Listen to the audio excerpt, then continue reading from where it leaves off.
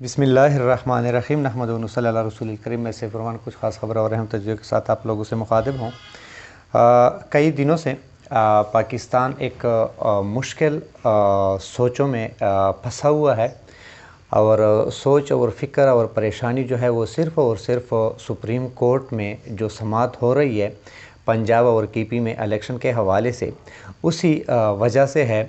कभी एक बेंच टूटता है तो कभी दूसरा बेंच टूटता है, लेकिन चीफ जस्टिस उमर अता बंदयाल साहब वो भी डटे हुए हैं और वो हमेशा यही कहते हैं कि जो भी हो आईन और कानून के मुताबिक फ़ैसला भी होगा और इलेक्शन भी होंगे। और ये आईन और कानून के मुताबिक जब वो बात करते हैं तो पीडीएम को बहुत तकलीफ़ होती है। और ये तकलीफ़ क्यों होती है? क्योंकि उसको पता है कि अगर इलेक्शन हो गए तो हार हमारी मुकद्दर में है, और जब हम हारेंगे तो फिर इमरान खान की हुकूमत आएगी, और जब हुकूमत उसकी आएगी फिर तो हम कुछ भी नहीं कर सकेंगे। अब तो किसी भी तरीके से यानी हम कुछ भी कर लें, कम से कम हमारा जो चोरी है, डकैती है, मनी लॉन्ड्रिंग है, गलत हरबे हैं, वो तो कम से कम फ़िलहाल उसको एक खिल्ली की यानी एक सेफ्टी मिली हुई है। तो बाहर क्या, आज एक अपोजिशन के चीफ जस्टिस साहब ने उसको सोमवार तक एक टाइम दिया है, यानी तकरीबन 2 दिन, कि आप अपने मामलात आपस में अपोजिशन के साथ ठीक कर लें, वरना यानी हम फिर अपना फ़ैसला करेंगे। और फ़ैसला क्या होगा? आईन और कानून के मुताबिक। दूसरी बात उसने कही कि इलेक्शन तो होने ही होने हैं, यानी उसमें जो भी इदारे हैं उसको पाबंद किया जाएगा कि आप इलेक्शन कमीशन यानी जो इलेक्शन का इदारा है उसके साथ मदद ताउन करें, वरना फिर जो है ना आपके ख़िलाफ़ भी कार्रवाई होगी। फिर सुप्रीम कोर्ट एक ऐसा इदारा है कि हर किसी से वो पूछ भी सकता है और हर किसी के इदारे को वो बुला भी सकता है। बाहर क्या, ये जो उन लोगों की जो 2.5 साल की एक 2.5 साल का जो प्रोग्राम था वो मेरे अंदाजे के मुताबिक वो ख्वाब इसके चकनाचूर हो गए हैं। अब वो क्या करेंगे? उन्होंने एक प्रोग्राम बनाया था कि चीफ जस्टिस साहब उमर अता बंदयाल साहब और सदर आरिफ अलवी, इन दोनों की जो टाइम है वो पूरा हो जाएगा। तो उसके बाद क्या करेंगे? उसके बाद फिर फ़ायज़ ईसा साहब आएंगे और उसके अपने वो सदर आ जाएंगे और फिर 5 उंगलियां घी में होंगे। फिर जितना देर तक हम इलेक्शन को खींचे रहें, यानी 2.5 साल तक तो इन लोगों का पक्का प्रोग्राम था। इनको यकीन दिलाया था कि आप लोगों को कोई हिला भी नहीं सकेगा।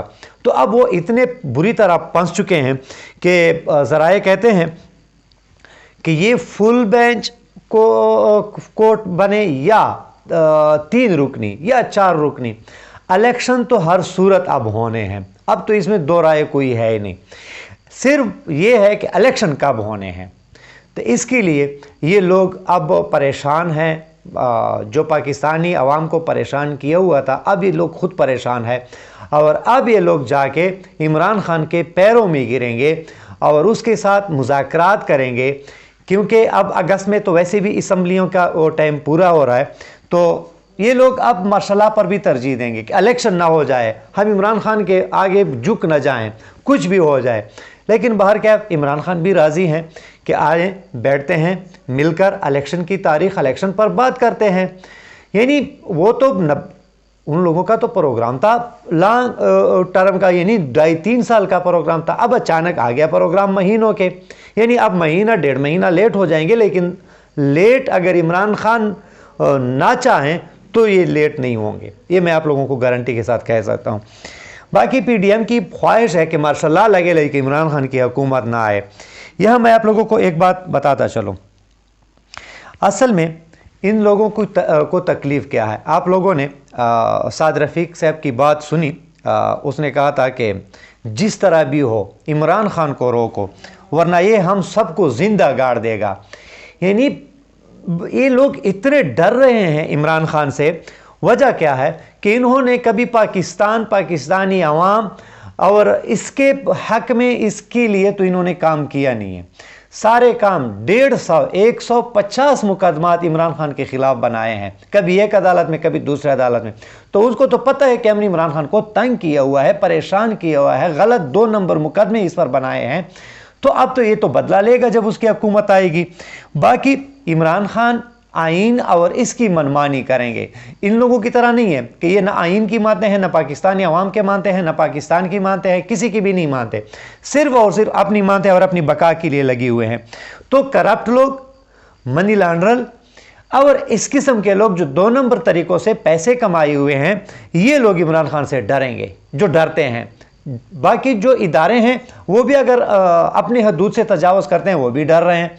तो इमरान खान के आने से ये एक बात है कि इदारों को अपनी हदूद तक महदूद करना, ये इमरान खान की मंशूर में है। बाकी करप्ट लोगों के लिए सख्त इक़दाम करना और आइन में वो तब्दीलियाँ करेंगे जिससे मुल्क दोस्त लोग, सियासतदान, इदारे खुश होंगे और मुल्क दुश्मन सियासतदान और वो इदारे जो अपने आइन से बालातर अपने आप को समझते हैं, वो बेशक परेशान होंगे। ख्वाजा साद रफ़ीक इस फार्मूले के तहत परेशान है कि हम तो दूसरे नंबर तरीके में आते हैं, तो इमरान खान हमें काफ़ी परेशान करेंगे। बाकी समात जो है ना, चीफ जस्टिस साहब ने जो जस्टिस साहब जमाल मंदोखेल साहब कल तक राजी थे, अचानक नाराज़ हो गए और बेंच से अलहदा हो गए। लेकिन चीफ जस्टिस साहब ने कहा कोई बात नहीं है, 3 रुकनी बेंच फैसला करेगा और समाज शुरू हो गई। तो पीडीएम लोगों वालों के लिए ये भी बहुत परेशानी का सबब बन चुका है कि कम से कम एक दफ़ा बेंच टूटा, दूसरी मरतबा बेंच टूटा, अब तो कम से कम फुल कोर्ट या मतलब है कुछ ताख़ीर हो जाए। नहीं, चीफ जस्टिस साहब ने कहा कि नहीं, ताख़ीर, वक्त कम है और मुकाबला सख्त है। तो सोमवार तक टाइम दिया गया है।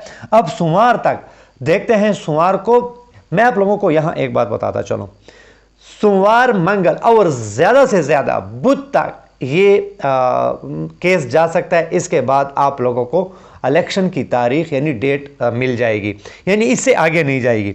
बाकी जो सबसे अच्छी बात है, अज़हर मशवानी जो कोई इदारा तस्लीम नहीं कर रहा था, वो बखैर आफियत अपने घर वापस पहुंच चुका है। जो इमरान खान ने आज उसके लापता होने पर पूरे मुल्क में एहतजाज की कॉल दी थी कि जुम्मा नमाज के बाद पूरे पाकिस्तान के अवाम रोडों पर निकले और एहतजाज करें। तो बहरकैफ जब एहतजाज का टाइम पूरा हुआ, उसी वक्त अज़हर मशवानी ने ट्वीट किया कि मैं खैर वाफियत से अपने घर पहुंच चुका हूं और बाकी जो असीर हैं जो जेलों में बंद है उसके लिए भी दुआ गो हूं कि अपने घर खैर वाफियत से पहुँच जाएँ। बहरकैफ ये सिलसिला बंद होना चाहिए, चाहे अज़हर मशवानी हो या कोई और हो, चाहे किसी भी पार्टी से जिसका भी ताल्लुक़ हो, ये बंद होना चाहिए इस तरह की कि मतलब है आप कहीं जा रहे हैं और अचानक आप लापता हो जाएं और आपके माँ बाप, बेटे, बेटियां, घर वाले बग़ैर मतलब है आपके हफ्ता 10 दिन उसको पता भी ना चले कि आप कहाँ हैं। तो इस किस्म का रवैया ठीक नहीं है। और ये अब इमरान खान की हुकूमत आ जाए तब इसको तो बिल्कुल इस तरह बंद करना चाहिए कि ये कभी सोचे भी नहीं कि कोई लापता हो जाएगा। तो उम्मीद है इंशाल्लाह बहुत जल्द इलेक्शन होंगे और इस इलेक्शन में आवाम अपना फ़ैसला देगी और अपने पसंद की हुकूमत इंशाल्लाह लाएगी। उम्मीद है वीडियो आप लोगों को पसंद आई होगी। अपना ख्याल रखिए। चैनल का पाकिस्तान जिंदाबाद।